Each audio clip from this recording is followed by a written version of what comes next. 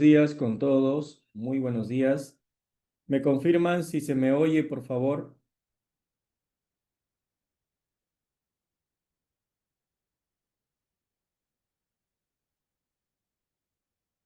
¿Se me escucha bien? ¿Se me oye?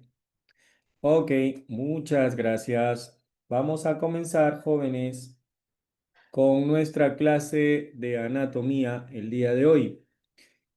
Vamos a entrar al capítulo de enfermedades y sistema inmunitario, ¿ya? Este tema se va a tocar en 2 semanas. El día de hoy hacemos la primera parte y la segunda, la próxima semana, continuamos con la segunda y última parte. ¿Ya? Bien, sabemos que cuando el ser humano evolucionó y llegó por primera vez al planeta Tierra, ¿no? Eh, ha tenido que interaccionar con organismos o seres vivos que ya se encontraban presentes en nuestro planeta. Me refiero, pues, por ejemplo, a microorganismos bacterianos, hongos, protozoarios, ¿no? O tal vez también agregados supramoleculares, como los virus. Estos microorganismos ingresaron al cuerpo de los seres humanos y propiciaron una reacción o una respuesta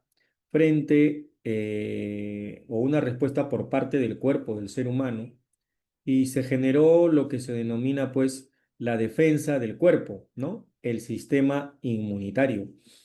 Y a partir de ahí el sistema inmunitario ha ido evolucionando, ha ido cambiando, ¿no?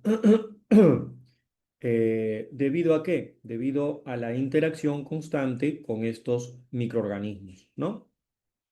Y no solo microorganismos, sino también factores ambientales externos que ingresan a nuestro cuerpo, como las partículas de polvo, ¿no? Como las esporas que hay en el ambiente, los granos de polen que libera una planta, por ejemplo, etcétera, etcétera.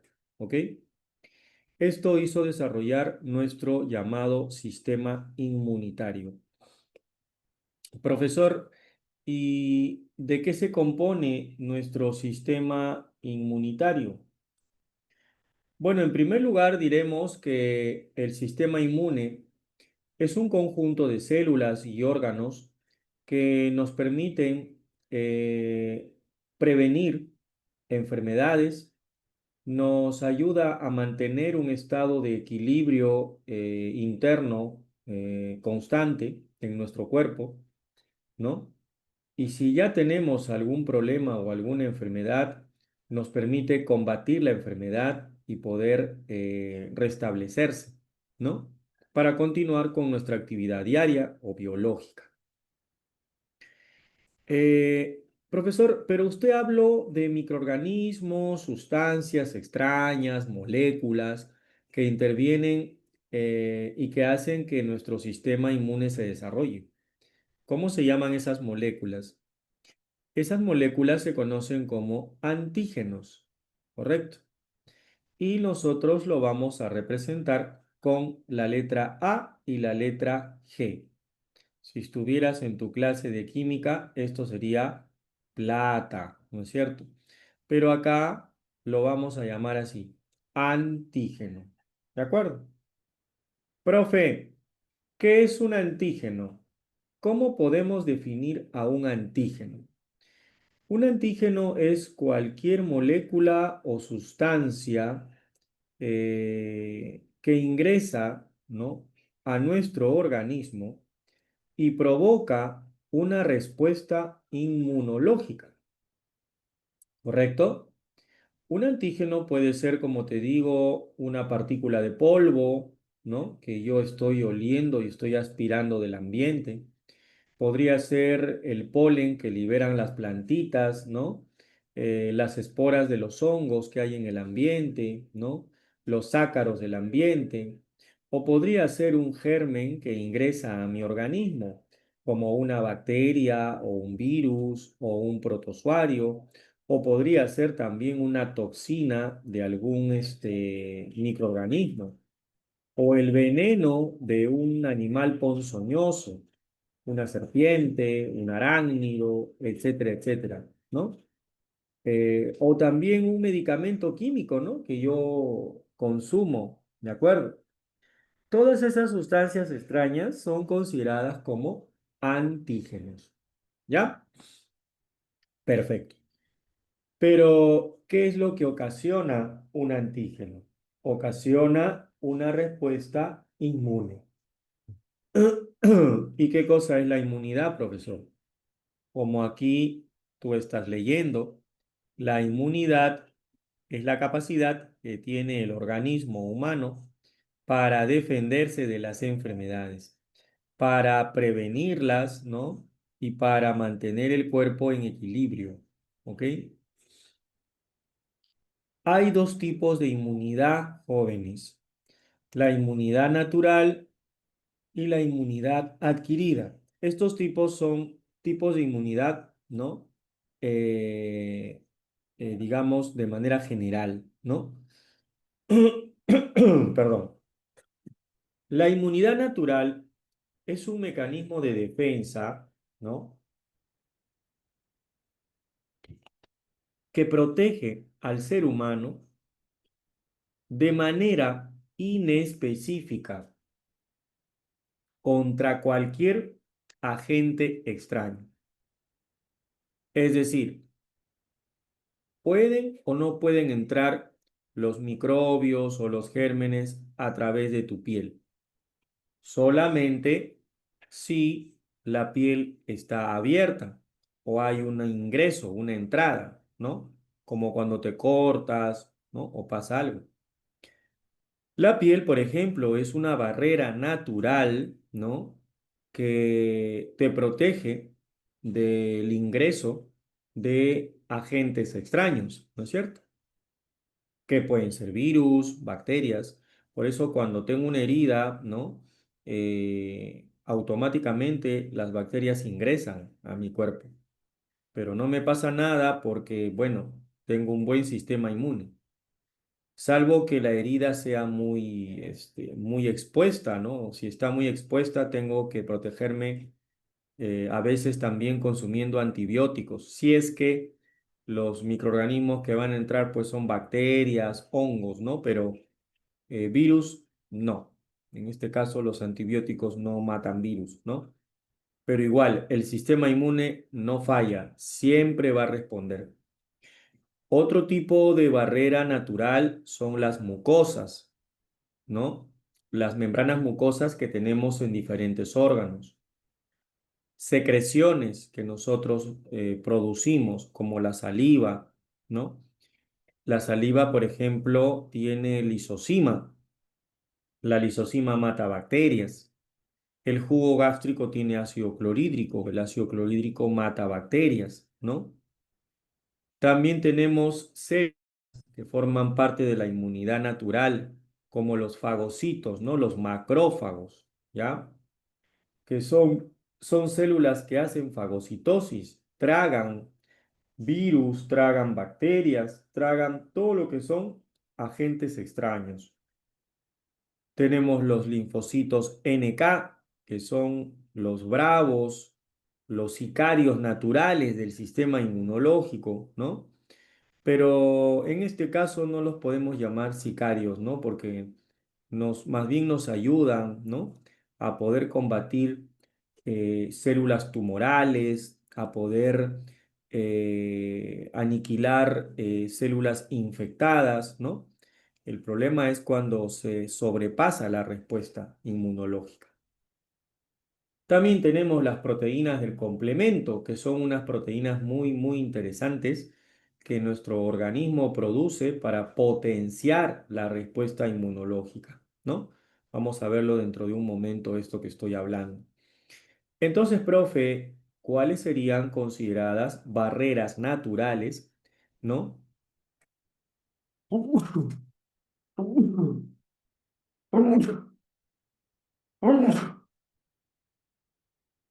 Perdón. Ajá, ya, ahora sí. Gracias, gracias. No, nada que ver, muchachos.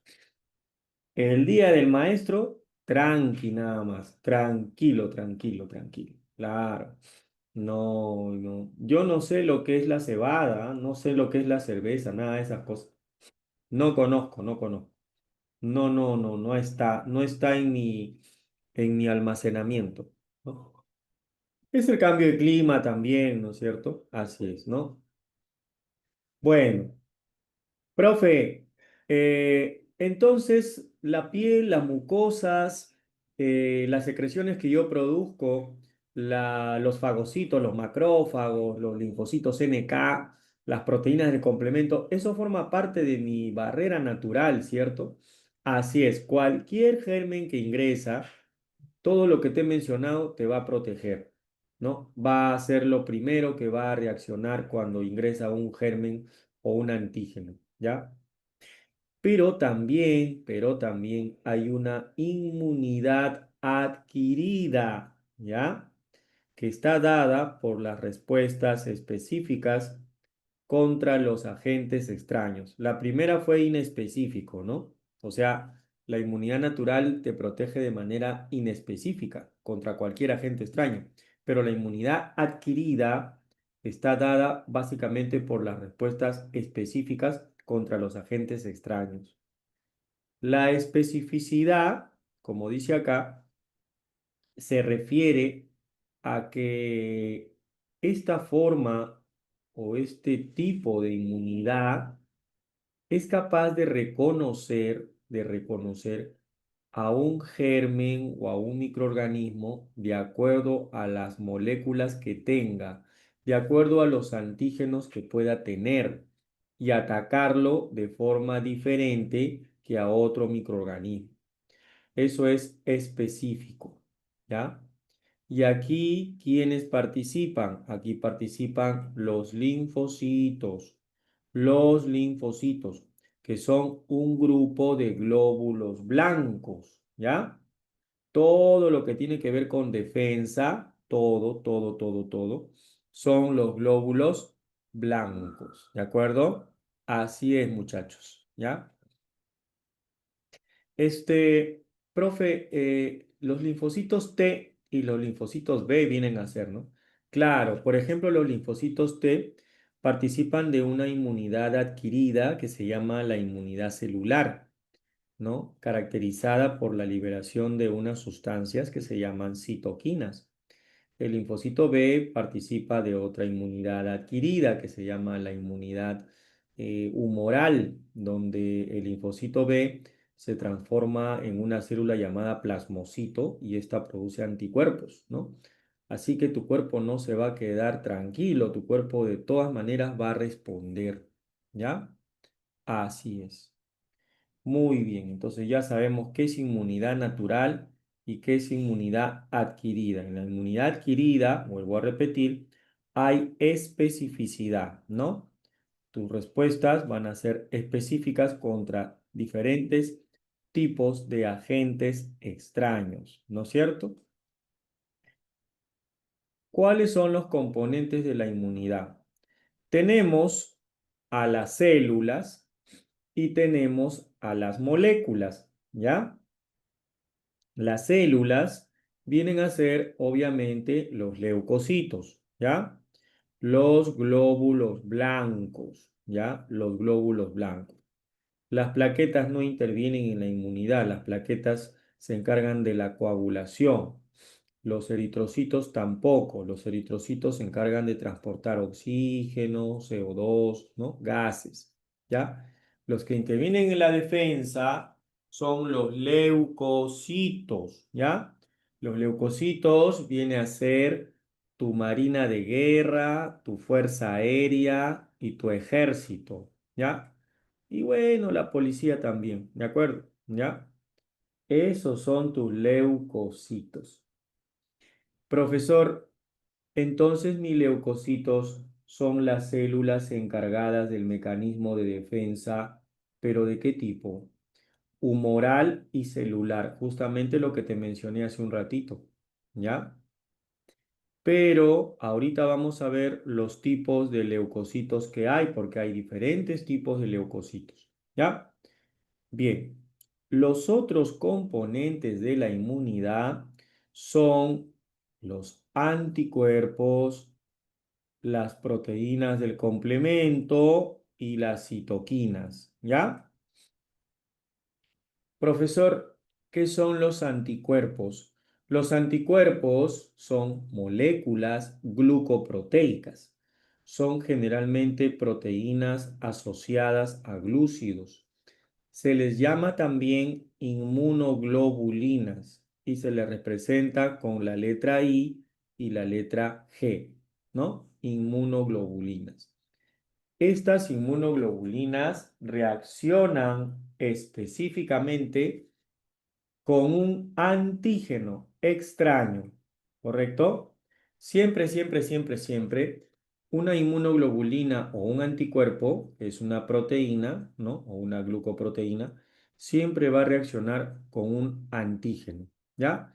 ¿Y cómo se va a unir? Se va a unir por medio de unas partes que tiene, ¿no? Esta figura que estás viendo acá es una figura de una inmunoglobulina, ¿ya?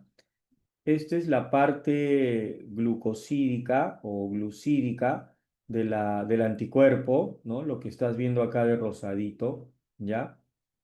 Y esta es la zona de los aminoácidos, ¿no? La parte proteica, ¿de acuerdo? Y esta zona de acá se denomina la región variable.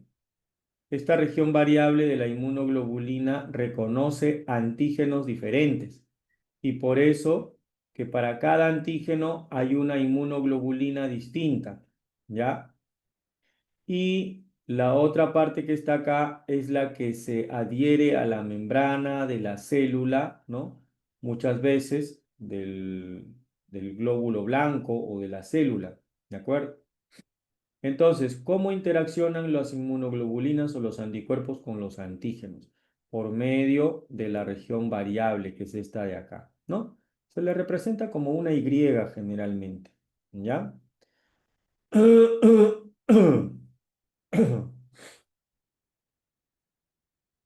¿Y quiénes son las proteínas del complemento? Son proteínas que circulan por el plasma sanguíneo. Al ser activadas por la presencia de un antígeno o un anticuerpo también, potencian las reacciones inmunitarias, ¿no? Pueden intervenir también en las alergias o también en reacciones inflamatorias. Desatan una cascada de reacciones químicas haciendo que el sistema inmune se potencie, se active, ¿no? ¿De acuerdo? Se ponga inclusive a veces más agresivo, ¿ya? Pero con los gérmenes, ¿no? No con uno mismo, sino con los gérmenes. Entonces, las proteínas del complemento son proteínas plasmáticas que al ser estimuladas o activadas, ¿no? Con la presencia de un antígeno, ¿ya? O un anticuerpo también puede ser, potencian la respuesta inmune, ¿ya? Por ejemplo, se metió una bacteria a tu cuerpo. Una proteína del complemento se puede unir a una bacteria y y esa marca, pues al unirse a la bacteria, esa marca atrae a un macrófago y el macrófago se la puede tragar fácilmente. Ahí, por ejemplo, se está potenciando la respuesta inmunológica. ¿Ya? Muy bien. Bueno, y las citoquinas, que no están en esta diapositiva, vienen a ser moléculas mensajeras de la inmunidad. Son otras moléculas que son liberadas por los leucocitos, por los linfocitos T específicamente, y que van a estimular o activar otras células del sistema inmunológico. ¿Ya? Vamos a ver cómo actúan las citoquinas. Esto es simplemente un recordatorio, muchachos, porque ustedes ya se supone que han estudiado, ¿no? Su tejido animal, ¿no es cierto? Y ya tú sabes, tiras todo esto, ¿no es cierto? conoces a los glóbulos blancos, ¿de acuerdo? ¿Ya? Eres un experto en glóbulos blancos. Profe, los neutrófilos, basófilos y eosinófilos son llamados también polimorfos nucleares, ¿no? Exacto. Y son denominados de la misma manera granulocitos, porque en su citoplasma presentan gránulos, ¿ya? Por ejemplo, aquí los vemos a estos tres, mira. El neutrófilo tiene bastantes gránulos, el eosinófilo tiene bastantes y el basófilo también.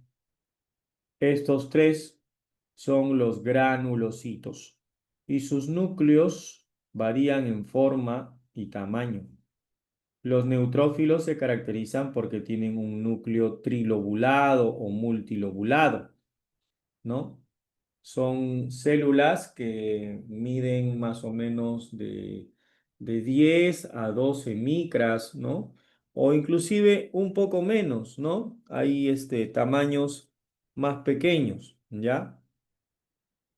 Estas células, por ejemplo, se encuentran en una cantidad entre el 50 y 70% de todos los linfocitos, no, o perdón, de todos los glóbulos blancos.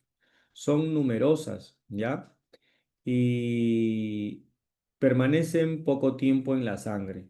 Luego se van a los tejidos para tragar bacterias, ¿no? Les encanta fagocitar, ¿ya? Les encanta fagocitar, ¿no?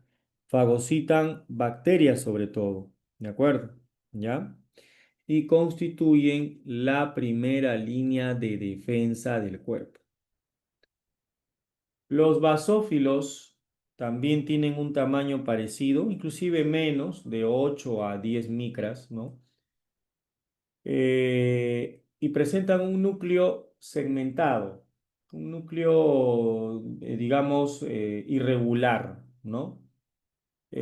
Contienen gránulos de una sustancia que se llama la histamina y participan en las alergias, ¿no? Los basófilos, ¿ya? Eh, y también tenemos otros glóbulos blancos, ¿no?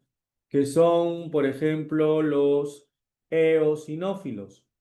Los eosinófilos son glóbulos blancos que tienen una medida más o menos entre 10 a 12 micras, ¿no?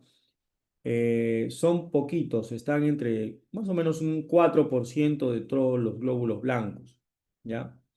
Pero su núcleo es bilobulado, así como vemos acá, ¿no? Presenta dos lóbulos, ¿ya? Los eosinófilos. La mayor parte de ellos está en la piel, otros se encuentran en las capas respiratorias de la submucosa, ¿no?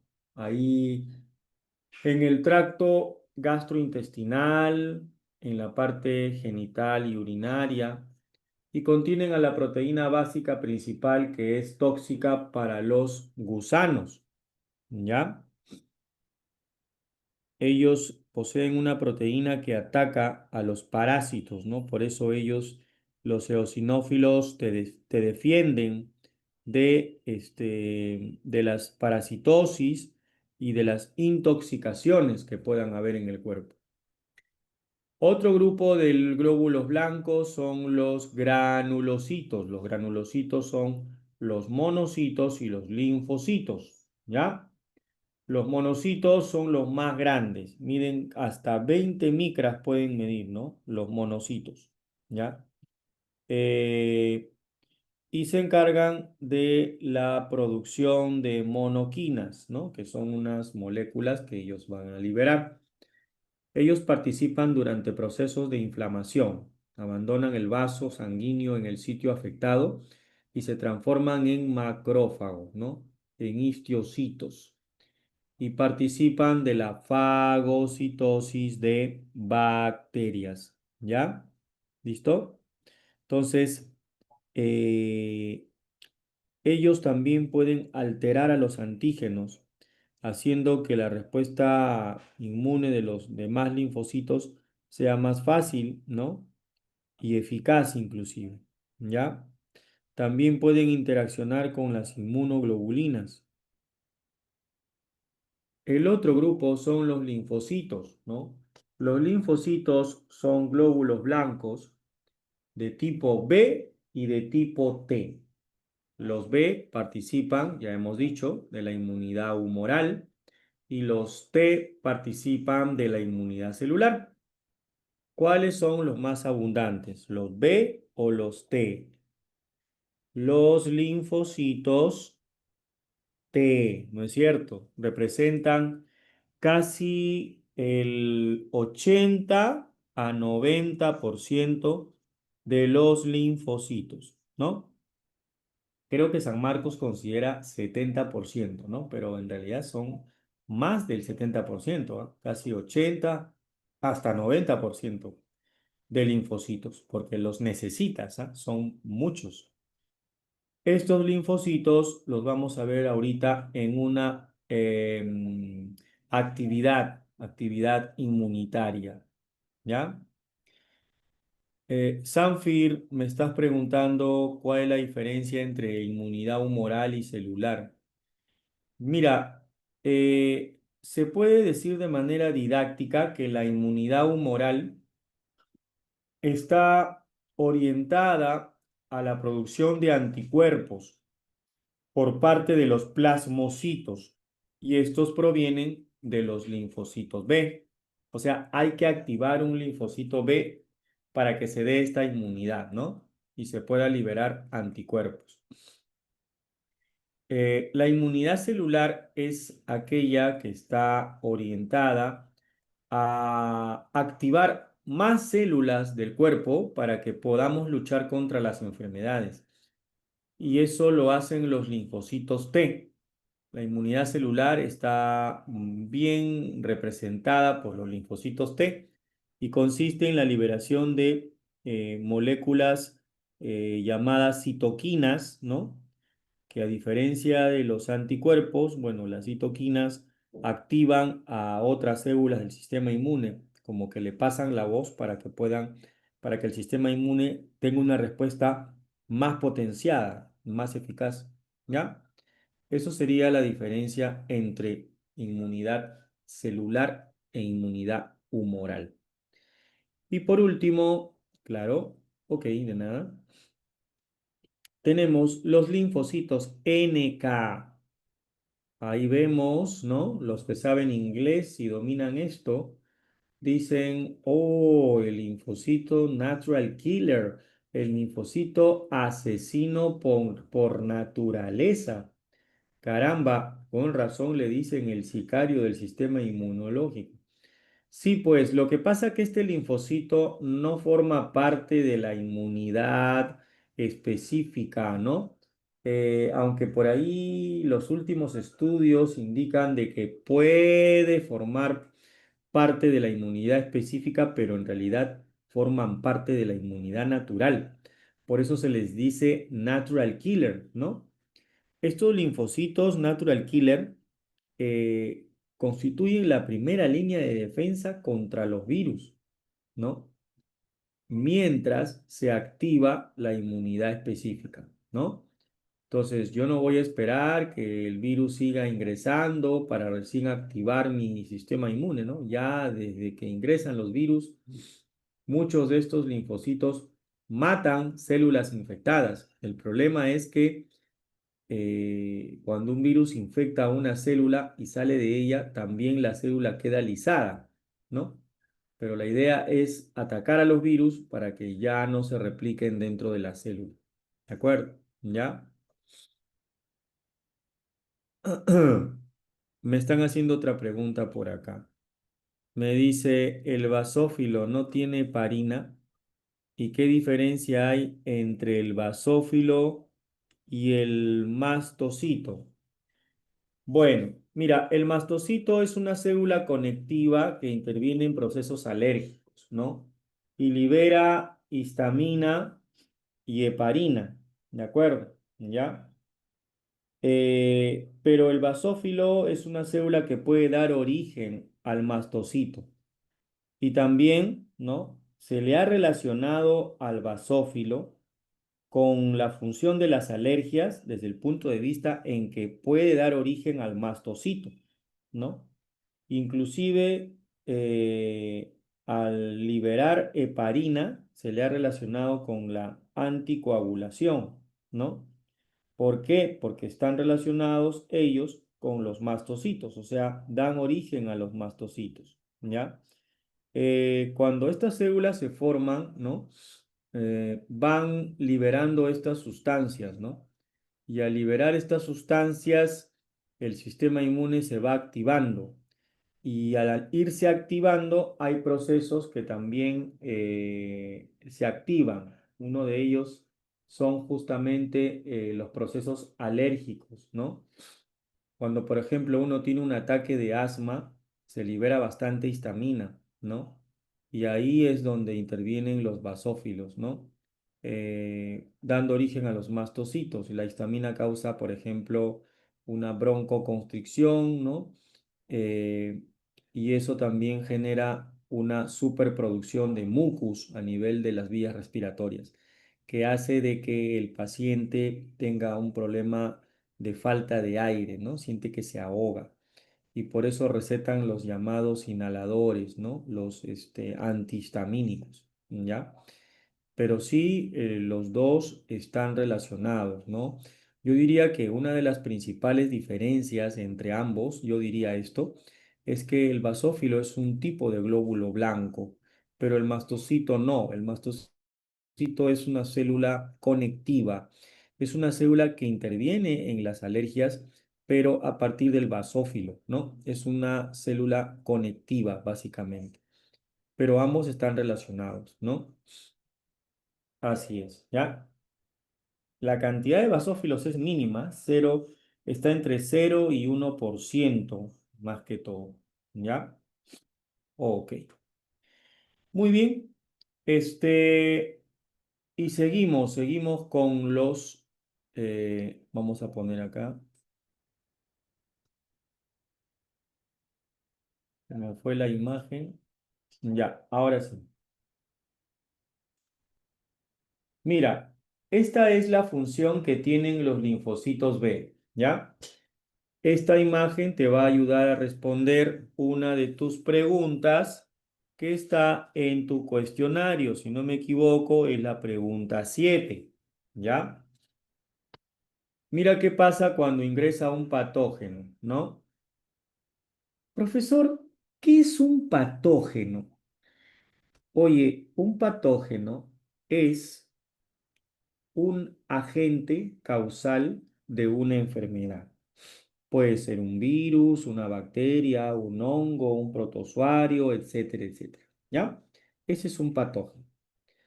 Patogenicidad viene a ser la capacidad que tiene el patógeno de causar daño. Y virulencia es el grado de patogenicidad que tiene un, eh, un agente causal de una enfermedad. ¿Ya? Por ejemplo, si yo digo, Carlitos no ha podido venir a la academia porque está con gripe.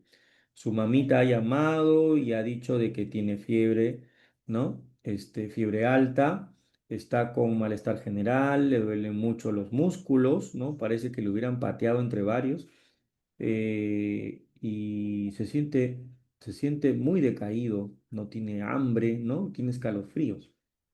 En cambio, Milagro sí ha venido a la academia, pero está resfriada. Está estornudando, estornudando, y su naricita parece un cañito. Ha venido con 3 rollos de papel, ¿no? Por si acaso.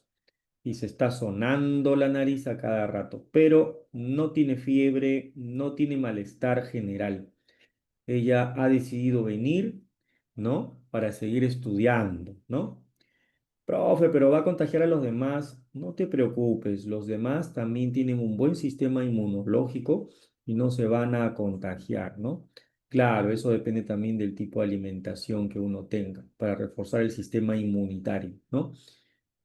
Bueno, entonces la pregunta es, ¿quién es más virulento? ¿El virus de gripe o el virus de resfriado? Porque son dos virus distintos, ¿no? Bueno, aquí por los síntomas que me menciona, profe, aparentemente el virus de la gripe es un poquito más virulento, ¿no? Exacto. Y bueno, tú sabes pues que los virus son así, ¿no? Los virus son así bien, les encanta mutar, ¿no? Y adaptarse a diferentes células, ¿ya? Y bueno, la cosa es cuando entran a las células de nuestro cuerpo, cómo reacciona nuestro cuerpo, ¿ya? ¿Sabías que nosotros tenemos un sistema inmune distinto, ¿no? O sea, está controlado genéticamente, está establecido genéticamente y nosotros también tenemos moléculas propias que son nuestras, ¿no? Y que se llaman antígenos de histocompatibilidad. Esas moléculas, como son nuestras, no son atacadas por los anticuerpos. Los anticuerpos van a atacar a antígenos extraños que no son nuestros. Por eso que una de las cosas que tiene el sistema inmune es diferenciar lo propio de lo extraño, ¿no? Imagínate, este sistema es lo máximo. Profe, acá tenemos un patógeno que se ha metido y está en contacto con una célula, un linfocito B. Automáticamente el linfocito B, ¿no? Está activo. ¿Qué va a hacer? Se va a reproducir, va a comenzar a dividirse y forma varias clonas, ¿ya? Y un grupo de estas clonas se va a transformar ¿en qué? En plasmocito. Y otro grupo se va a transformar en una célula de memoria. Las células de memoria tienen como función almacenar información sobre las características del agente patógeno. Algo así como apuntarle la placa, ¿de acuerdo? Y las células plasmáticas, ¿no? Son las encargadas de producir anticuerpos. Anticuerpos que se van a unir al agente patógeno, ¿ya?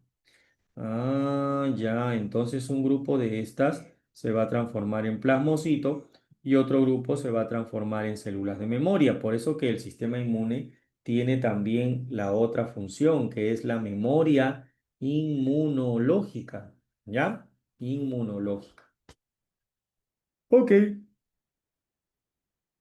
por eso ya ahora sí entiendo, ¿no? Por eso que dicen que los linfocitos B intervienen en la inmunidad humoral, ¿no?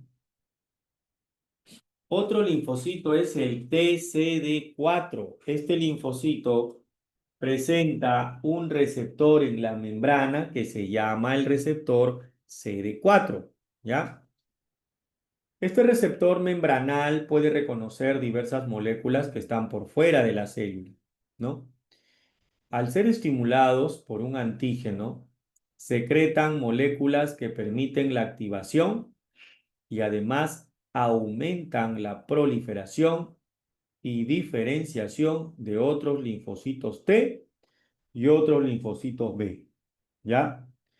Pueden interactuar con los macrófagos potenciando su acción y son los chismosos del sistema inmunológico, son los directores de orquesta del sistema inmunológico, son los que amplifican la respuesta inmunológica, son los que dirigen la respuesta inmunitaria específica, ¿no es cierto?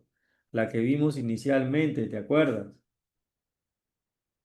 ¿Te acuerdas esto o no? A ver, esta, mira, ¿no? ¿Dónde está? La inmunidad que adquirida, ¿no? La inmunidad adquirida, ¿ya? Profe, entonces las células que dirigen la respuesta inmune son los linfocitos TCD4. Exacto. Ellos son los llamados helper. ¿Qué significa helper? Auxiliares, cooperadores, ¿no? Mira acá, por ejemplo, ¿eh? Este linfocito TCD4, ¿no? Interactúa con un macrófago, ¿ya? Eh, supongamos que se metió un antígeno. El antígeno, ¿no? Eh, es tragado por una célula, ¿no? Y ésta lo metaboliza y se lo presenta al antígeno, al linfocito CD4. Y el linfocito CD4 lo que hace es activarse y comienza a reproducirse, ¿no? Forma varios tipos de linfocitos TCD4. Un grupo de estos linfocitos TCD4 activa a las células, ¿no? O a los leucocitos, a los linfocitos B. Y estos se transforman en plasmocitos, como has visto antes, y los plasmocitos producen anticuerpos, ¿no? Ese es por un lado. Por otro lado, los linfocitos TSD4 también pueden activar células como los macrófagos o pueden activar células T, ¿no? Asesinas, ¿de acuerdo? Las células T asesinas son conocidas como los linfocitos T8 citotóxicos, ¿de acuerdo? ¿Ya? Por esa razón se dice que los linfocitos TSD4, ¿no? Eh, dirigen la respuesta inmunitaria específica. ¿Ya? Muy bien. Y ahora mira lo que pasa acá. La respuesta inmune celular está mediada por los linfocitos T activados. Este es otro linfocito que se llama el TSD8 citotóxico, ¿no? Es el tóxico del sistema inmunológico. Y son importantes para poder eliminar virus, ¿ya? Si una célula se ha infectado con virus, entonces el citotóxico mata a la célula infectada con virus. Libera unas moléculas que se llaman las perforinas, que son un tipo de citoquinas que rompen la membrana de la célula infectada. Y los virus se liberarían, ¿no, profe? Sí, pero al liberarse pueden ser atacados por macrófagos. O si sus moléculas virales todavía no se han ensamblado, se pueden digerir o degradar, ¿no? Porque también hay otros macrófagos que se tragan esas partículas, ¿no? Infectantes. O también esas partículas infectantes se pueden unir a anticuerpos, ¿no? Para ser destruidas. Entonces, ¿qué hacen los linfocitos T CD8 citotóxicos? Son los que destruyen células infectadas con virus o antígenos, ¿no? Facilitando la actividad de los fagocitos. Si una bacteria o de repente algún otro agente se introduce en una célula propia del cuerpo, los fagocitos no podrán destruirlo a menos que los linfocitos T citotóxicos rompan la membrana de la célula propia infectada, dejando expuesto al agente extraño. ¿De acuerdo? ¿Ya? Es como decir, por ejemplo, ¿no? Tres ladrones robaron en un distrito, en una casa, y se fueron corriendo, ¿no? Y robaron dinero y se metieron a otra casa, ¿no? Pero han sido perseguidos por un grupo de policías y serenos. Entonces, adentro, ¿no? Adentro de esa casa, ¿no? Lograron entrar algunos policías, ¿no? Y los sacaron a estos ladrones, los botaron de ahí. Al botarlos o expulsarlos de esa casa, vinieron otro grupo de policías y le metieron más palo, ¿no? Y los llevaron a la comisaría. ¿Qué significa esto? Que al tener expuestos a los ladrones afuera, es más fácil capturarlos, ¿no? Lo mismo sucede acá. La bacteria se introduce a una célula propia del cuerpo y como los macrófagos no la pueden ver porque está oculta dentro de la célula infectada, Entonces el linfocito T8 citotóxico rompe la célula. Lamentablemente la célula se va a morir, pero la bacteria va a quedar libre de ahí. Y ahí ya pueden entrar los macrófagos y se la tragan a la bacteria y la destruyen. ¿Te das cuenta? Así funciona tu sistema inmune. Es bien, digamos, podemos decirlo, bien eficaz es el sistema inmune, ¿ya? Y lo podemos potenciar aún más para que se haga más eficaz, ¿no es cierto? ¿Ya? Más eficaz. Muy bien.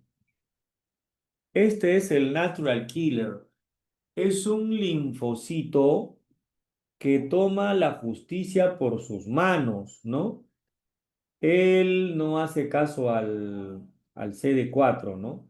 Él toma la justicia por sus manos, detecta cambios en las características de algunas células que han sido infectadas por virus o que han degenerado, convirtiéndose en células tumorales, por ejemplo, ¿no? Y hace lo siguiente, destruye a la célula, de frente la destruye. Ellos no poseen receptores de antígenos, ¿no? De tal manera que no pueden actuar de manera específica, ¿no? Por eso son considerados como parte de la inmunidad natural, ¿no? Entonces, aquí tenemos una célula sana, por ejemplo, ¿no? Estas células sanas tienen receptores de histocompatibilidad en su membrana, ¿no? Moléculas. Eh, Y el linfocito NK tiene un receptor que se llama el receptor KIR, ¿ya? Este receptor KIR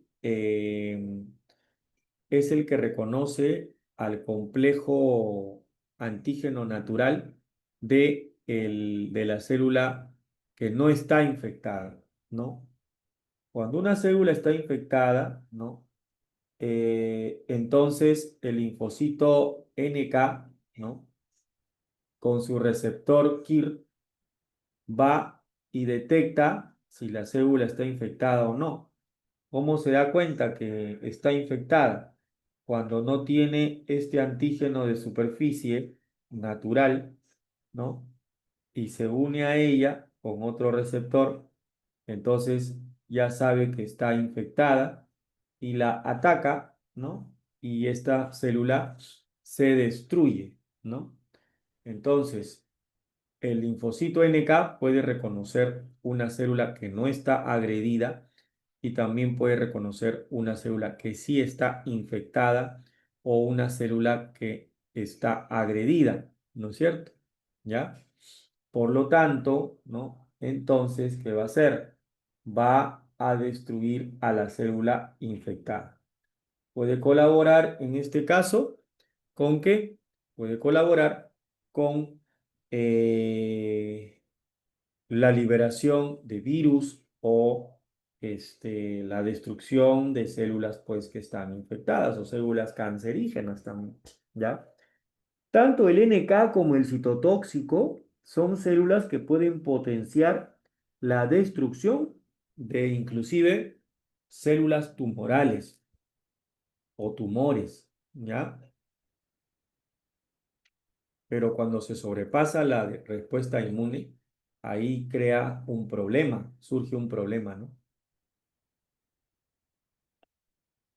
Profesor, y esta diapositiva, qué interesante.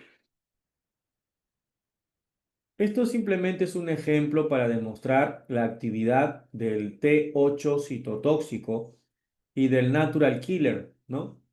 Supongamos que esta célula de verde es una célula cancerígena, ¿no? Y las células cancerígenas pues liberan algunas moléculas, ¿ya? Que pueden ser reconocidas por los macrófagos y los macrófagos tragan estas moléculas y las metabolizan y se las presentan a un linfocito T auxiliar. Este comienza a liberar citoquinas y activa a las células T citotóxicas y estas van y destruyen a las células infectadas, las que tengan esas moléculas, ¿no? Pero en el caso del NK, él solo reconoce a células infectadas y las destruye, ¿no? En este caso, las células que están infectadas acá están infectadas de cáncer, ¿no? O sea, son cancerígenas. Entonces, hay que destruirlas, estas células que están acá, ¿no? Ese es el propio mecanismo natural que el propio cuerpo hace para destruir estas células cancerígenas. Y estas células pueden ser potenciadas, ¿no? Por muchos tipos de alimentos naturales, ¿no? Y sobre todo antioxidantes y también alimentos vegetales, ¿no? Que fortalecen el sistema inmunológico, ¿ya? En cambio, la quimioterapia o la radioterapia es una agresión mucho mayor.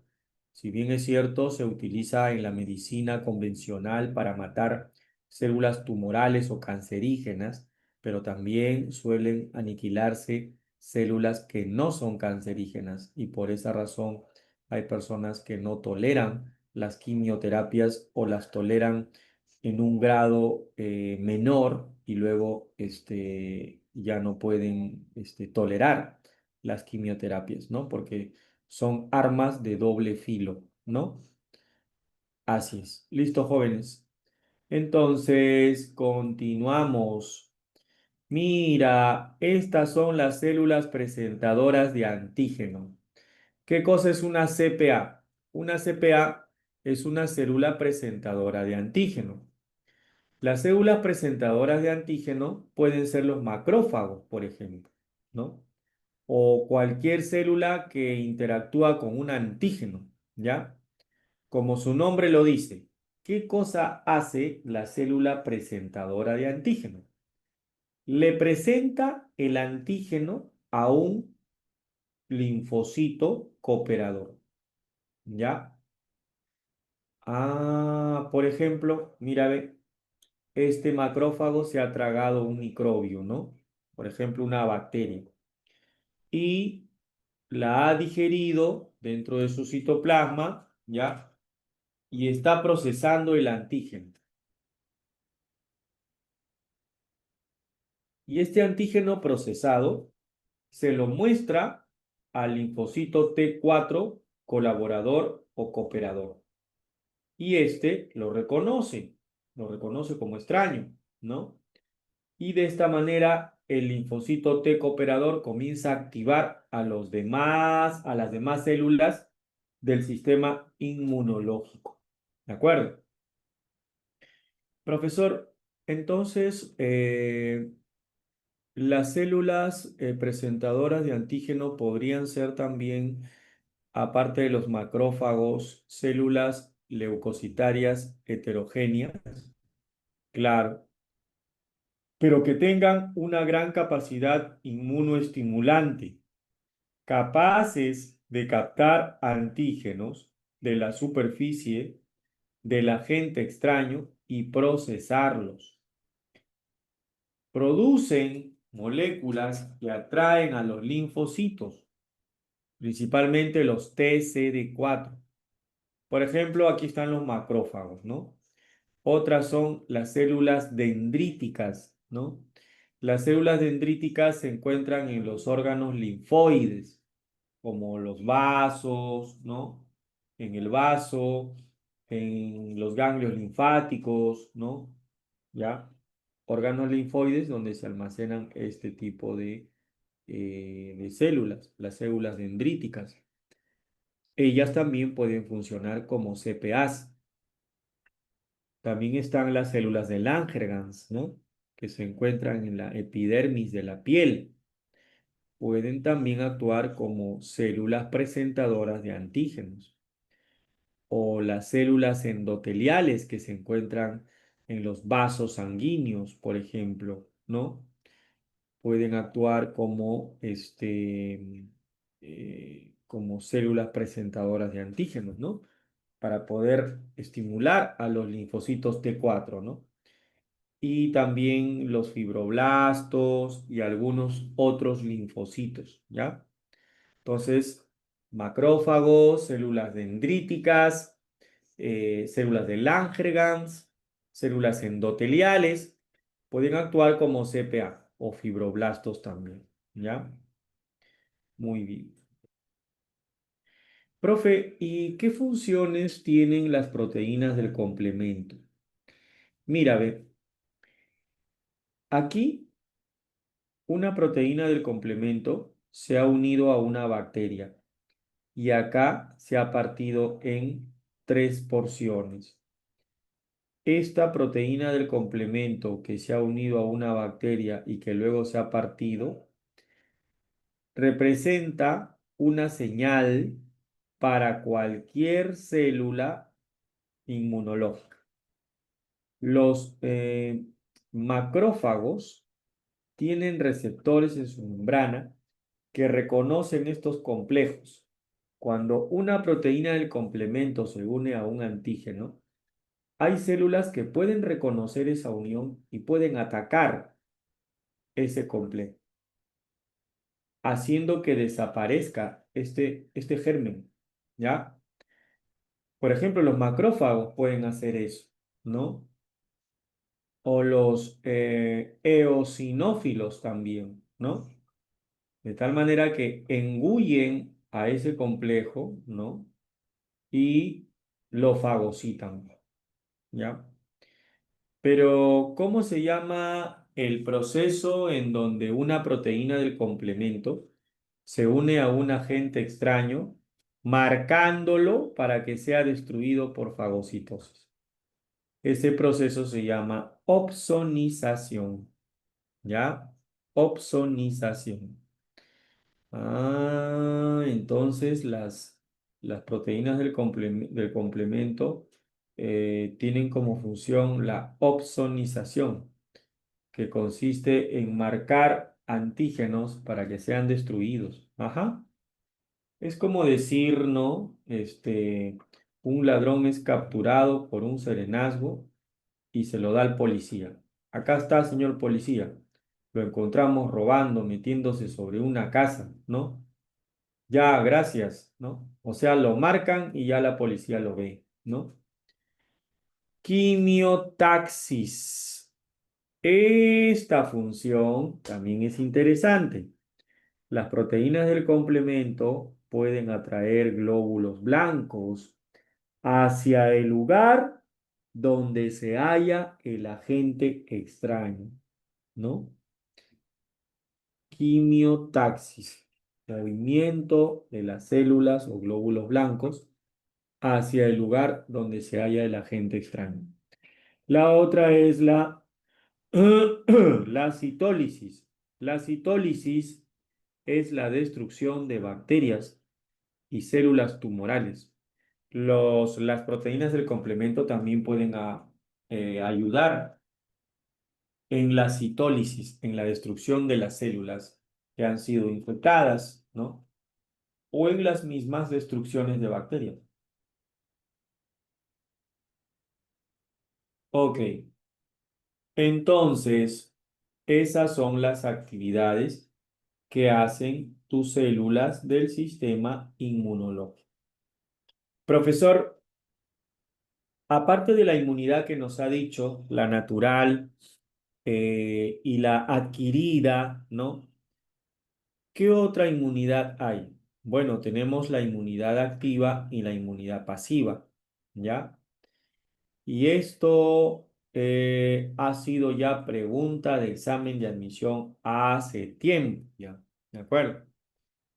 Cuando se habla de inmunidad activa, cuando el organismo recibe antígenos y cuando se habla de inmunidad pasiva, cuando el organismo recibe anticuerpos.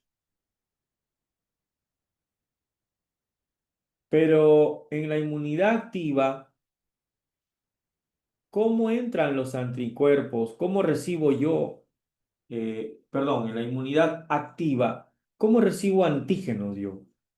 Puedes recibirlo por medio de vacunas, ¿no? O enfermándote directamente, de manera natural. Y si lo recibo por vacunas. Si lo recibes por vacunas, es artificial. Si recibes los antígenos enfermándote, es natural. Por eso que hay la inmunidad activa natural y la inmunidad activa artificial, ¿no es cierto? La inmunidad activa natural se adquiere cuando nos enfermamos, ¿no? Y luego de enfermarnos, nos curamos, nos ponemos mejor, pero ya nuestro organismo ha detectado la presencia del antígeno y ha producido anticuerpos. Y ya tengo anticuerpos o inmunoglobulinas o ya tengo proteínas de defensa para que la próxima vez que vuelva a entrar el agente agresor, yo ya le puedo hacer frente más rápido y sin ningún problema, ¿ya? Pero si me colocan los antígenos de manera artificial, esto va a estimular mi sistema inmune y también voy a producir anticuerpos, ¿no? Para que en una segunda oportunidad, si entra el agente agresor, entonces yo ya tengo defensas, ya tengo proteínas de defensa, ya tengo anticuerpos. De esa manera, ¿no? De las dos maneras, ¿no? Natural o artificial, tu cuerpo ha recibido antígenos y va a producir anticuerpos, ¿ya? En eso consiste el tipo de inmunidad, inmunidad activa. Y en la inmunidad pasiva, los anticuerpos ya me lo dan, ¿de acuerdo? ¿Ya? ¿Y cómo me lo dan? Mi mamá, mi mamá, mi mamá. Mi mamá me lo da a través de la placenta o a través de la leche materna, que es irreemplazable. ¿De acuerdo? O sea que cuando yo lacto o cuando yo lacté de mi mamá, me pasó anticuerpos. Exacto. Pero hay otra manera, te pueden inyectar anticuerpos ya listos, ¿no es cierto? Por ejemplo, un suero antitetánico contra la bacteria que causa el tétano. Ya te inyectan anticuerpos listos para vencer al tétano. O un suero que ha sido fabricado con un veneno de serpiente. No te están inyectando el veneno, te están inyectando anticuerpos que contrarrestan ese veneno, porque el veneno es el antígeno, ¿ya? Pero lo que tú te estás inyectando es un suero antiveneno. Me dejo entender, es un antídoto. Esos sueros, ¿ya? Se llaman sueroterapéuticos, ¿no? Sueroterapias, ¿ya? Entonces, supongamos que un señor llamado Eduardo es un zoólogo muy reconocido de la Universidad de San Marcos y se va a la selva a estudiar el comportamiento agresivo de las serpientes y le muerde una serpiente. Él la agarra, trata de sacarle todo el veneno que le ha inoculado ahí, ¿no? En su pierna, pero también lleva en su mochila un suero antiveneno, ¿ya? Y se inyecta el suero antiveneno. Al inyectarse el suero antiveneno contra esa serpiente, contra el veneno de esa serpiente, entonces este señor no se va a morir inmediatamente, ¿no? Pero como ya se inyectó el suero, tiene anticuerpos específicos que van a neutralizar ese veneno de la serpiente que le pasó. Pero también es importante que él vaya a la posta médica o posteriormente al centro de salud para que lo monitoreen, para ver cómo va su respuesta inmune. Pero ya ha ganado bastante tiempo, ¿no? Inoculándose el suero antiveneno, ¿ya? Me pregunta Yasmín, profesor, ¿el suero antiveneno es específico de la especie de serpiente o es una para cualquier especie? Muy buena pregunta. El suero antiveneno debe ser específico para una especie en particular. Por eso que hay diferentes especies de serpientes o arácnidos o animales ponzoñosos que tienen el veneno. Habría que estudiar si el tipo de veneno de una especie A con el de la especie B es similar, ¿no? Claro, y esto es por taxones. Si pertenecen al mismo género, probablemente sea similar, ¿no? Pero si son totalmente diferentes, no es lo mismo pues un veneno de escorpión que un veneno de una araña o que un veneno de una cobra, ¿de acuerdo? Tendría que fabricar sueros diferentes, específicos para cada uno, porque si no, imagínate, ¿no? Me pongo y no sirve para nada, ¿no? Y las toxinas de los venenos son rápidas, ingresan por la sangre y pueden llegar al sistema nervioso central. ¿De acuerdo? Por eso es importante neutralizar inmediatamente ese veneno con un suero, ¿ya? ¿Y eso qué tipo de inmunidad es? ¿Natural o artificial? Artificial, ¿no es cierto? Pero pasiva o activa. Pasiva, porque me están pasando anticuerpos, ¿ya? No me están dando antígenos, me están dando anticuerpos. En un examen de admisión preguntaron por la vacuna antirrábica. La vacuna antirrábica es un tipo de suero antirrábico, ¿no? Es una inmunidad de tipo pasiva artificial, ¿no? En el examen de admisión, algunos han marcado ahí en esa pregunta activa artificial, como decía vacuna, ¿no? Marcaron eso, pero no es una vacuna, porque una vacuna lleva antígenos, ¿no? El suero, ¿no? Lleva anticuerpos, ¿no? Si me ha mordido un perro rabioso y me ponen un suero antirrábico, entonces estoy previniendo ese tipo de enfermedad, ¿ya? Muy bien. Entonces, no te olvides, esta diapositiva es importante, ¿ya? Bueno, esto es lo que yo grafiqué en la pizarra cuando hice mi clase de sistema inmune, ¿ya? Y más o menos les traté de explicar a los chicos cómo se daba la respuesta, ¿no? Y aquí tenemos el ejemplo de todo lo que te acabo de decir. Si es que me has entendido y no te has dormido, oye, levántate, ¿ya?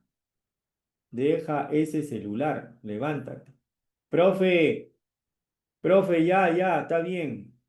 ¿Qué pasa aquí con el virus? Ah, ya, mira, este virus representa un antígeno, ¿de acuerdo? Claro, el virus es un antígeno, ¿sí? Y este virus, que es un antígeno, ha ingresado al cuerpo de Lucho. Pobre Luchito, está con el virus de gripe. Sí, pues, por eso hay que cuidarse. Profe, ¿qué despierta en mi cuerpo? Despierta tu inmunidad natural al toque, es lo primero que despierta. ¿Quién sale? El macrófago, acá está. El macrófago sale, está patrullando por ahí, por la sangre y se encuentra los virus. Pero el macrófago no está solo, está en mancha, hay varios macrófagos, ¿no? La sola presencia de los antígenos virales activa los macrófagos y los macrófagos van en mancha, dicen bronca, bronca, pelea, ha entrado un virus y comienzan a pelearse contra los virus y se los tragan a todos los virus, comienzan a interactuar, se forma una batalla campal. Los macrófagos van tragándose a los virus y adentro del citoplasma lo van procesando, ¿ya? Estas células tienen lisosomas, ¿no? Que degradan las partículas que tienen los virus. Profe, y después que me lo metabolizan, ¿qué hacen? Lo procesan y mandan las moléculas a la membrana del macrófago. Y ahí la tienen, las exhiben, ¿no?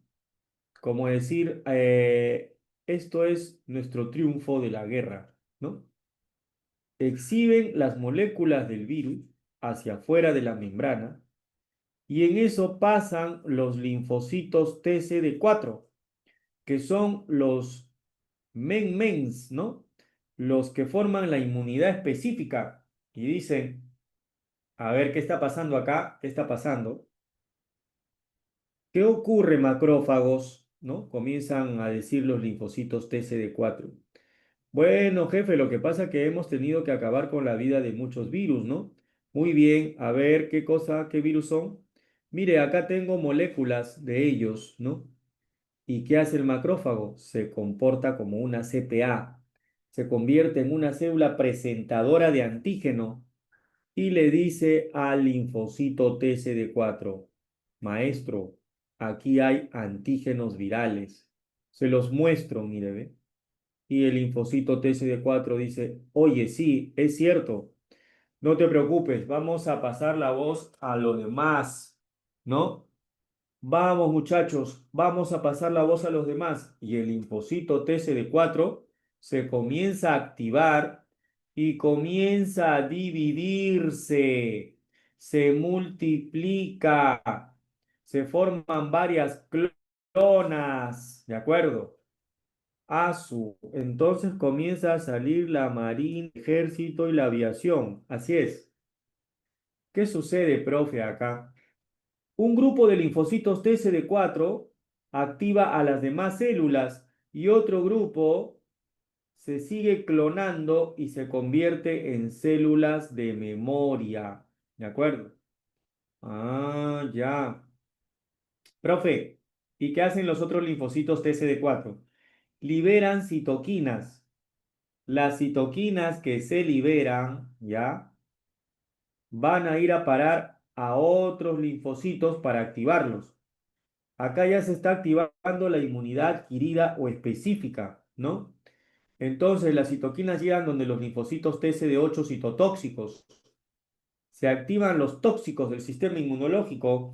Ellos reciben la activación y dicen, ¿qué pasa, CD4? Hermano, necesitamos de tu ayuda. Hay muchas células que están siendo infectadas con virus. Por favor, no te preocupes. Mi especialidad es la matanza de células infectadas. Y por ahí, si ves algún tipo de célula tumoral, te la bajas también, ¿ya? Ok, no hay problema. Y comienzan los citotóxicos a salir por la sangre y van y comienzan a matar a todas las células que están infectadas. ¿Por qué? Por virus. Y los virus se van liberando de estas células, ¿no? Al romperse la célula, los virus se liberan de la célula infectada. Profesor, ¿cómo hacen para romper la célula infectada? Los citotóxicos liberan unas sustancias llamadas perforinas que perforan las membranas de las células blanco. ¿Y qué sucede? Muchos virus se ven acorralados y dicen, oye, oye, está que se rompe la célula, temblor, terremoto, vámonos. Y se van, salen de la célula. Y otros están en pleno ensamblaje, ¿no? Otros están en pleno ensamblaje. Oye, pero yo no me he ensamblado todavía. Tengo mis capsómeras acá, no las he pegado.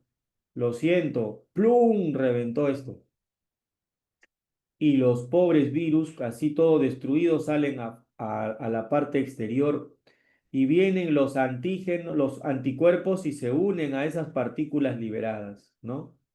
O vienen macrófagos y se comienzan a tragar más virus, ¿de acuerdo? Para repetir todo esto de nuevo. Su, qué eficaz es el sistema inmunológico, ¿no es cierto? Sí, profe. ¿Qué pasa con las pobres células que han sido infectadas? Están muertas. Pucha, pobrecitas. Y ahora simplemente ya han sido enterradas. Todas las demás han ido a su funeral, ¿no? Y ya no existen esas células. Profesor, ¿cómo se llama eso? Citólisis, ¿ya? Pero también hay un mecanismo interesante en donde las propias células infectadas se autodestruyen, ¿no? Se activan a las células infectadas con citoquinas y estas comienzan a hacer un proceso de autodestrucción. Destruir, destruir, destruir, destruirme, destruirme. Y eso se llama apoptosis, ¿de acuerdo? ¿Qué significa muerte celular programada? ¿De acuerdo? Sí, es como una bomba de tiempo, ¿no? Pucha, pobres células. Así es. No te preocupes, las que quedan y están sanas se van a regenerar, ¿ya? Ah, ya. Oiga, profe, solamente hemos activado al tóxico. ¿Y por qué no activamos al B? Claro que sí, también. El CD4 activa al linfocito B. ¿Y el linfocito B qué hace? Recibe la señal y dice, muchachos, a reproducirnos. Poc, poc, poc, poc, poc, poc, poc, poc, comienzan a reproducirse, ¿no? Así como cuando pones tu canchita en la olla y comienza a duplicarse, a multiplicarse, igualito se reproducen los linfocitos B. Un grupo de ellos se transforma en célula de memoria, ¿ya? Y les apuntan la placa a los virus, ¿de acuerdo? Y otro grupo se convierte en esto, mira, en plasmocitos. ¿Y qué hacen los plasmocitos? Liberan anticuerpos. ¿Y qué hacen los anticuerpos? Son proteínas de defensa, profe. ¿Y a dónde se van? A pegarse a los antígenos. Y otra vez empieza la respuesta de nuevo. No para. Pucha, qué buenos son los plasmocitos, ¿ah? Liberan anticuerpos como cancha de anticuerpos. Ajá. ¿Y qué pasa con los linfocitos de memoria? Le apuntan la placa al virus y comienzan a anotar. A ver, ¿quién es este virus? Ah, este es el SARS-CoV-2, ¿no? Ya lo conocemos, ya. Tiene una corona formada por la proteína Spike, tienen estos genes. Apunta, apunta. Pa, pa, pa, pa, pa, pa, pa, y ya lo tienen en la mira. Si la próxima vez se vuelve a meter, pues lo van a agarrar a palos, ¿no? A palos, ¿no? ¿De acuerdo? Así como el pollo del Norquis. Pa, pa, pa, pa. ¿De acuerdo? Profe, pero ¿qué pasa si la respuesta inmune no se para, no se frena? No, no, no, no, no, no, no. No, no, no, no, no, no, no. No, no, no, no, no, no, no. Eso no va a pasar. ¿Por qué? Porque hay otro linfocito TCD8 supresor. ¿Supresor? ¿Y ese quién es, profe? Mira, este linfocito sale y también libera citoquinas, pero no para activar el sistema, sino para pararlo. Por eso acá dice stop. Él sale y dice, ya muchachos, amor y paz, tranquilos, ya le ganamos la batalla a los virus, tranquilos, ¿no? Libera sus citoquinas y las manda donde el T4. Oye, T4, tranquilízate ya, no estimules tanto al tóxico, tampoco estimules al linfocito B, tranquilo, ya ganamos. El T4 le dice, ¿estás seguro? Sí, sí, sí, yo me estoy dando cuenta porque yo he visto toda la batalla y mi tarea es frenar la respuesta inmune. Por eso a mí me dicen el supresor, porque suprimo la respuesta inmune. Ok, muchachos, basta, campeonamos. ¿De acuerdo? Oye, pero el linfocito B se sigue transformando en plasmocito, ¿no?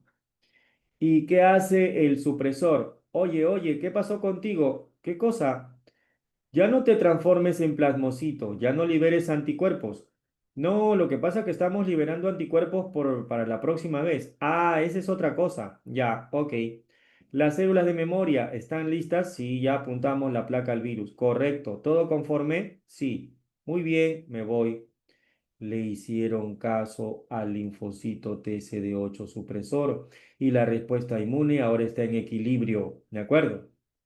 Oiga, profe, ¿qué pasa si no le hacen caso? Ahí viene el problema, pues.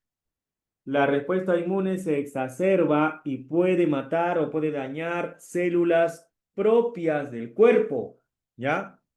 Células propias del cuerpo, sí, células propias del cuerpo. Pero eso sería una enfermedad autoinmune, profe. Claro, claro que sí, ¿no? Hay muchas enfermedades autoinmunes que pueden dañar el cuerpo, ¿de acuerdo? Ah, ya, ya, ya, ya. Por ejemplo, el lupus eritematoso, ¿no? Es una enfermedad autoinmune crónica que se produce cuando el sistema inmune del cuerpo ataca a los tejidos sanos. Esto puede provocar artritis, fiebre, cansancio, ¿no? Y no tiene cura, ¿de acuerdo? Caramba, profesor, yo cuando sea médico, profe, y cuando ingrese a la universidad, voy a hacer investigación. Bravo, bravo, bravo. Porque si no te dedicas a la investigación, vas a estar solamente sentado en tu consultorio recetando químicos nada más. ¿Eso quieres? No.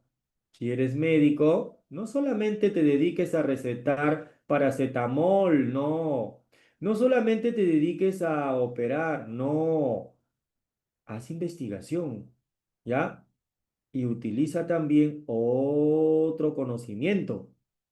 Te recomiendo que investigues sobre la aplicación de productos medicinales a base de plantas. ¿De acuerdo? Listo. Muy bien, profe. Sigamos. Falta poco. Uy, ya son las 11:37. ¿Cómo se pasa la hora? Profe, ¿qué es esto? Una vacuna. Una vacuna. ¿Ya? Ah, pero antes quiero contestar una pregunta que me están haciendo acá de Génesis. Profesor, ¿y las vacunas cuánto tiempo duran? ¿Varían dependiendo del tipo de vacuna? Ah, claro, claro, eso sí, hay vacunas inclusive que necesitas 2 dosis, ¿no? Otras son 3, pero esto depende mucho del microorganismo, porque no es igual vacunas contra virus que vacunas contra bacterias, ¿ya? Eh, Existen vacunas contra el virus de la influenza, que es el virus de la gripe, y que pueden darse cada cierto tiempo, a veces cada 3, 4 años, ¿no? Uno se puede vacunar contra el virus de la influenza, ¿no?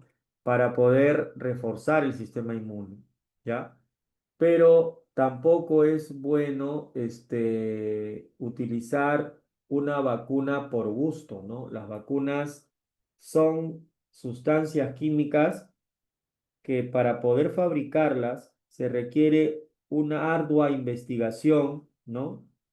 Y un proceso de investigación que demora muchas veces varios años, porque se tienen que hacer pruebas primero en animales de experimentación y luego en seres humanos. Y no estamos hablando de pruebas en 20 personas o 1000, ¿no? Son cientos y cientos de personas en donde se tienen que hacer pruebas sobre la vacuna. Para que me entiendas mejor, ¿qué es una vacuna? ¿No? Eh, Me preguntan por acá otra cosa más. Bueno, para responder la pregunta de Génesis, sí es cierto, Génesis, ¿no? Las vacunas tienen diferente tipo de duración y varían dependiendo, ¿no? Del tipo de vacuna, pero el tipo de vacuna depende del germen, si es un virus, si es una bacteria, ¿no? ¿De acuerdo? Hay vacunas que nos han puesto a nosotros desde pequeños y hay combinaciones de vacunas, ¿no? De tipo triple o duples, ¿de acuerdo? Para poder contrarrestar algunos virus o bacterias, ¿ya? Profesor, las enfermedades autoinmunes pueden presentarse en cualquier momento de la vida, ¿no? Sí, Muriel, sí, sí. Lamentablemente sí, no hay una edad exacta, ¿no? Pero esto depende mucho también de cómo está tu sistema inmunológico, ¿no? Ok, muy bien. Esto es una vacuna. Mira lo que te ponen. Te ponen antígenos, ¿ya? Por ejemplo, yo tengo una enfermedad X. Esta enfermedad X es ocasionada, ¿ya? Es ocasionada por una por una bacteria X, vamos a suponer, ¿ya? Entonces, yo extraigo de esa bacteria sus moléculas, ¿no? O le quito su genoma, su ADN, y la inyecto al individuo. Al inyectar, ¿no? Esa bacteria o esas moléculas bacterianas, ¿no? Esas moléculas bacterianas están funcionando como antígenos y estos antígenos van a activar mi sistema inmune. Y pasa lo que te dije hace un rato, lo que te acabo de explicar. Se activan las células llamadas linfocitos B y estas se transforman en plasmocitos y liberan anticuerpos. Estos anticuerpos se tienen allí almacenados. Un grupo de linfocitos B se convierte en células de memoria y reconoce a estos antígenos que me están poniendo en la vacuna, ya los reconocen como sustancias extrañas, que hay que atacarlas. Cuando la bacteria entra, la bacteria en la vida real ya entra y me quiere molestar, yo ya tengo estos anticuerpos, otra, ¿me entiendes? Por eso una vacuna es específica, ¿ya? No hay una sola vacuna para todos los gérmenes, ¿no? Entonces, ¿qué hacen los anticuerpos? Se unen a los antígenos de la bacteria que ha entrado y los comienzan a neutralizar. Se activa la respuesta y ya no me enfermo porque estoy vacunado. Esto sería una inmunidad de tipo activa, pero artificial, ¿no? La vacuna, ¿ya?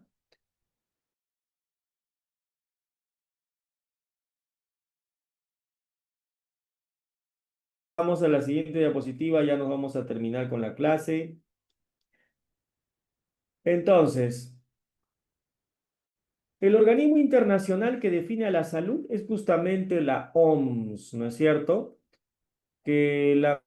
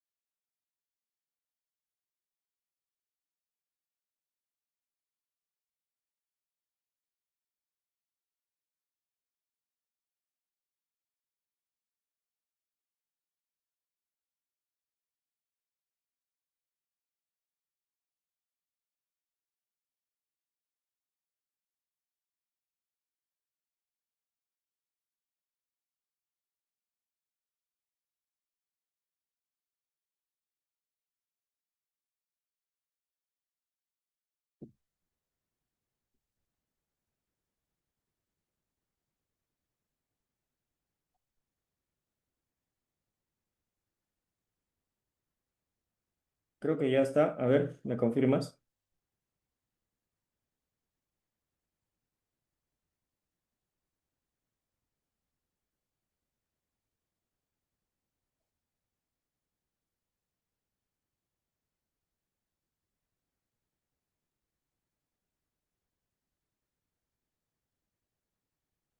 Ya. Bien. Ok, vamos a ver entonces cuáles son las enfermedades, de acuerdo a la rapidez y con que aparecen, ¿no? Por la rapidez con que aparecen y su duración. Las enfermedades pueden ser agudas o crónicas, ¿no? Las agudas son aquellas que se manifiestan rápidamente y son de corta duración, ¿no? Sus signos y síntomas tienen una duración, un principio y un fin, ¿no? Y ese principio y fin es corto, ¿ya? Aquí tenemos el resfriado, la gripe, la infección intestinal, la conjuntivitis, ¿no? ¿Ya? Pero en crónicas son aquellas que se desarrollan con más lentitud. y tienen una duración mayor, ¿ya? Inclusive en ocasiones pueden durar toda la vida, como es el caso de la artritis, ¿no? El asma, el pie de atleta, ¿no? Que al inicio puede ser aguda, pero después se puede volver crónica, o la diabetes, ¿no? ¿Ya? Son enfermedades de este tipo, ¿ok? Luego tenemos otro grupo de enfermedades. Me refiero ahora a qué? A la frecuencia. Por la frecuencia en que aparecen casos en una población. Cuando solo se producen algunos casos aislados en una población, es decir, un grupo de personas presenta diferentes tipos de enfermedades, se da de manera aislada, se llaman enfermedades esporádicas, ¿no? San Marcos coloca como ejemplo, si no me equivoco, el derrame cerebral, ¿no? El derrame cerebral. Coloca por ahí también la taquicardia, ¿ya? Eh, bueno, un derrame cerebral no es algo que se dé todos los días, ¿no? Es de manera esporádica, pero eso depende mucho de la calidad de vida o del ritmo de vida del paciente, ¿no? Del individuo, ¿ya? Pero las enfermedades esporádicas no aquejan a un gran grupo de gente en un periodo corto de tiempo. No es así. Son aisladas, ¿ya? Se dan en diferentes tiempos. Otras son las endémicas. Las endémicas son aquellas enfermedades que son exclusivas de una región concreta. Aparecen en una región determinada. Por ejemplo, el paludismo o la malaria, ¿no? Se circunscribe a la región de selva o a una región de un ambiente tropical, porque el mosquito habita en esos lugares. El mosquito es el que transmite la enfermedad. Podríamos poner ahí también, por ejemplo, la enfermedad de Chagas, la enfermedad de la UTA, ¿no? O la leishmaniasis, ¿no? Son enfermedades endémicas propias de un lugar. Epidémicas son aquellas que afectan a un gran número de personas en un periodo corto de tiempo. Hace muchos años, en el año 91, en Lima hubo una epidemia de cólera, ¿no? Y se le llamó epidemia porque afectó a mucha gente en un periodo corto de tiempo. Inclusive algunos murieron por deshidratación, ¿ya? El cólera es una de ellas, ¿no? Em, Luego tenemos las pandémicas, que son aquellas en donde se propagan más allá de una región determinada. Es prácticamente cuando una epidemia afecta a muchos países. Por eso se llama pandemia, como en el caso del VIH-Sida, ¿no? Que actualmente está controlado, pero igual es considerada una enfermedad pandémica. Y el otro es el COVID-19, ¿no? Que ya lo hemos sufrido, lo hemos pasado la gran mayoría de personas, ¿no? Pero que también se teje una información diferente al origen del virus, ¿no? Que es ya otro tipo de tema ya. Muy bien, jóvenes, y nos vamos a las últimas diapositivas. Por su origen, ¿cómo se clasifican las enfermedades? Pueden ser infecciosas o pueden ser no infecciosas. Las infecciosas son provocadas por agentes patógenos, ¿ya? Y las no infecciosas no son provocadas por microorganismos. Profesor, ¿qué cosa es un signo y qué es un síntoma? Los signos de una enfermedad son manifestaciones objetivas, ¿no? Que un paciente, eh, que un paciente muestra al médico. Y esto causa una alteración orgánica o funcional. Y el médico lo puede constatar, ¿no? Con un examen físico. Por ejemplo, si veo que el paciente está amarillo, digo, caramba, probablemente tenga una ictericia, ¿no? Se le haya subido la bilirrubina, ¿no? Que sale del hígado, ¿no? O de repente palpo un tumor, o le tomo la temperatura y tiene fiebre. Esos son signos, pero los síntomas no son igual que los signos. Los síntomas son manifestaciones de una alteración orgánica o funcional, ¿no? Que solo es capaz de apreciar el paciente. El médico no lo puede apreciar, ¿no? Son manifestaciones clínicas que siente solo el paciente y que el médico se va a enterar cuando el paciente le cuente, como por ejemplo dolor, mareo, náuseas, ¿no? ¿De acuerdo? ¿Ya? Aquí San Marcos me pregunta por las enfermedades no infecciosas, ¿ya? Porque las enfermedades infecciosas las vamos a ver la siguiente semana. Las enfermedades no infecciosas, ¿no? Son estas cinco que hay acá, ¿ya? Inclusive en el libro actual de la PRE han aumentado una más que son las mentales, ¿no? Por ejemplo, tenemos las carenciales, aquellas que se dan por alguna carencia o falta de un nutriente o de una vitamina o de un mineral. Por ejemplo, podría ser el escorbuto, el raquitismo, la beriberi, ¿no? El bocio, ¿no? Eh, ¿Por falta de qué? De calcio, de vitamina C, de vitamina B, ¿no es cierto? ¿Ya? Las funcionales son aquellas en donde la enfermedad afecta bastante la función de un órgano o de un sistema. Por ejemplo, la diabetes. El páncreas no produce insulina, ¿no?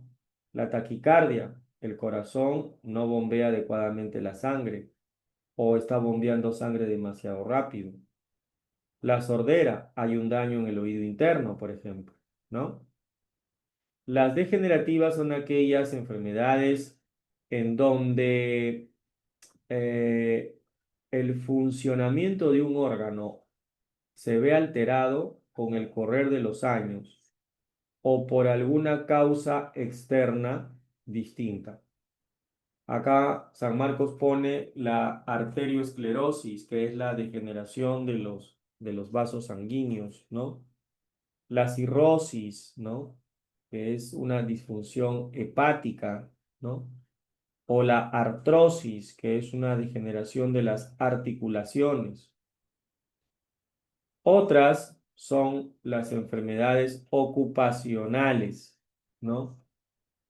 Aquellas que se presentan como resultado de el mismo ambiente laboral que ha provocado este tipo de problemas de salud.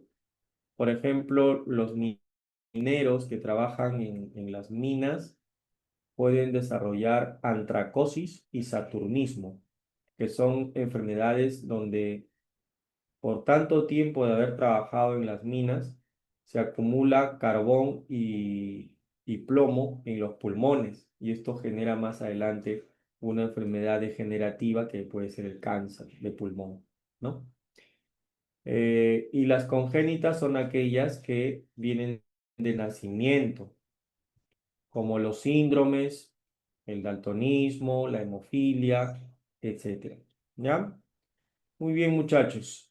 Y por último, terminamos con este aspecto de acá. Robert Koch fue uno de los pioneros en hablar o en estudiar las enfermedades infecciosas. Y él nos deja cuatro postulados, ¿no?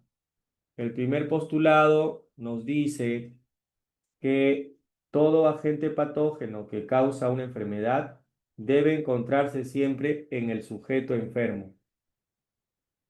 La segunda o el segundo postulado dice que eh, un patógeno debe tener la capacidad de poder ser aislado en el laboratorio para ser investigado y estudiado e inclusive ser traspasado en cultivos puros dentro del laboratorio.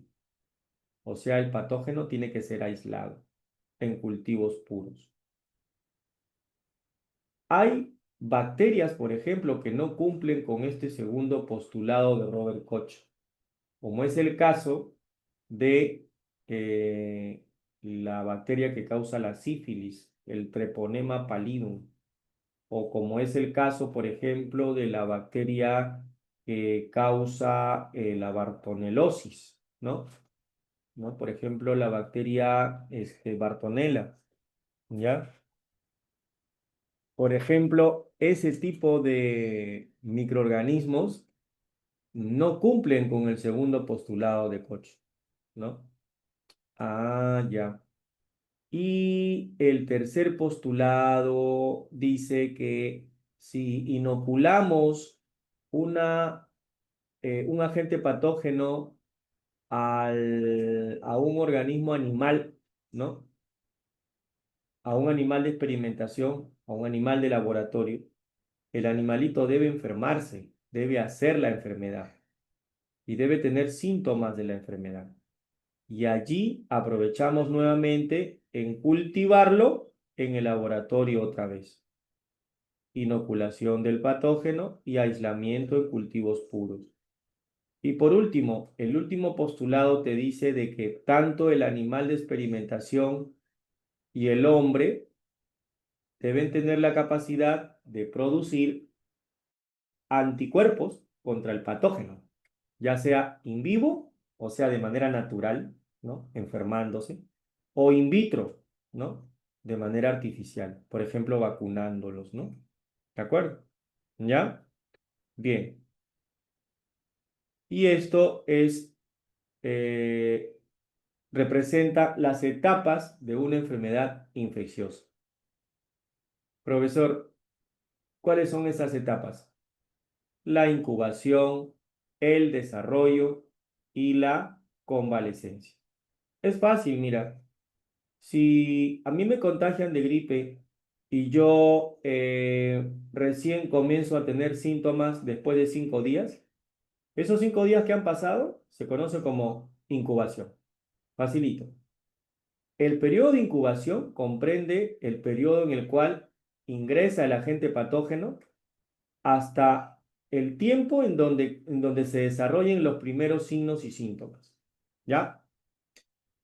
En este periodo de incubación, el patógeno se multiplica y no hay signos y síntomas aún. ¿Correcto?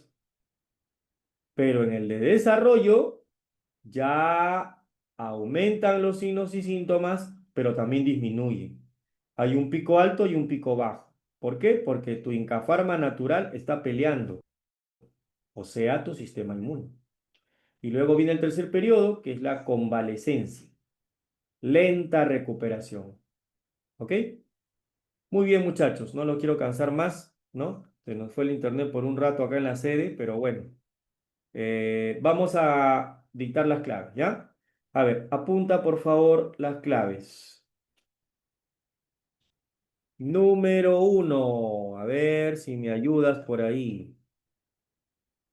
Número 1.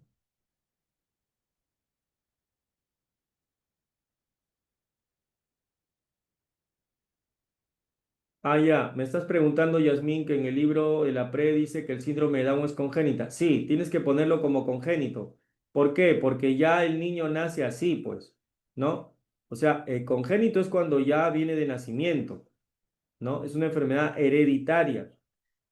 Claro, claro, es cromosómica, pero es hereditaria. El niño está heredando un cromosoma de más. Por eso es congénita, ¿de acuerdo? ¿Ya?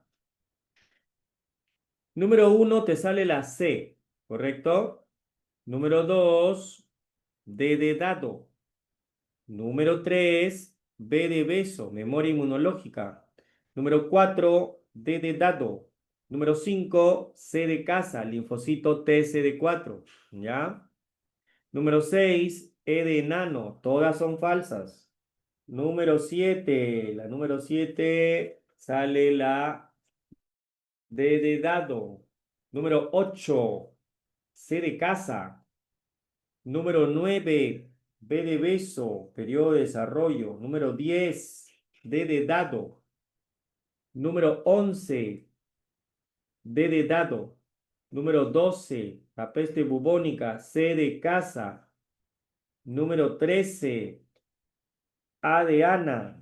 Número 14, B de beso, congénita. Número 15, C de casa. Número 16, B de beso.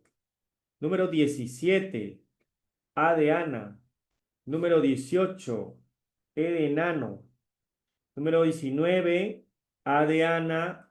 Y número 20, E de enano, neutrófilo. ¿Listo? Muy bien, muchachos. Eso es todo por el día de hoy. Cuídate mucho. Nos vemos la próxima semana. Dios mediante. ¿Ya? Nos vemos. Bye bye. Cuídate. Adiós.